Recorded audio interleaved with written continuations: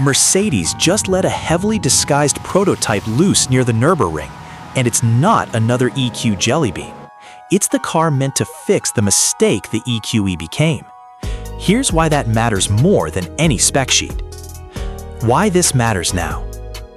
Here's the thing, the EQE didn't sell. Buyers found the styling and the cabin materials underwhelming next to a combustion E-Class. So instead of another standalone EQ model, Mercedes is reportedly folding electric power directly into the E-Class nameplate itself, sitting alongside, not replacing, the gas and PHEV versions. That's a real strategy reversal, not a facelift. Exterior. Based on spy shots and reporting from Autocar, this car drops the EQE's rounded one-box shape for a traditional three-box sedan profile, proper hood, proper trunk. That's a genuine strength if you're a buyer who never warmed to the EQ look.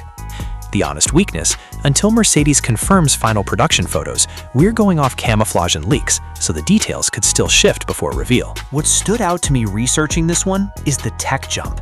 Internal reporting points to an available MBUX Superscreen, a step beyond the current Hyperscreen, plus ambient lighting that reacts to music.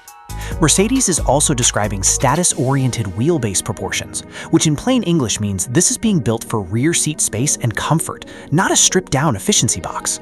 It should feel like an E-Class inside, not a tech demo. On the new MB.EA platform with 800-volt architecture, expect a single-motor rear-drive version and a dual-motor all-wheel drive version. In my opinion, that split matters more to real buyers than 0 to 60 numbers. It means Mercedes is finally offering an efficient daily option alongside a quicker one, instead of forcing everyone into one configuration. This is where things get interesting. Technology and charging. Reported 350 kilowatt peak charging and a WLTP range figure approaching 500 miles. If that holds in official testing, it would be a real jump over the EQE's 170 kilowatt charging, 10 to 80% in roughly 20 minutes instead of nearly 40. Here's where buyers should be careful. None of this is official yet. There's no confirmed pricing, no EPA range, no finished interior photos from Mercedes itself.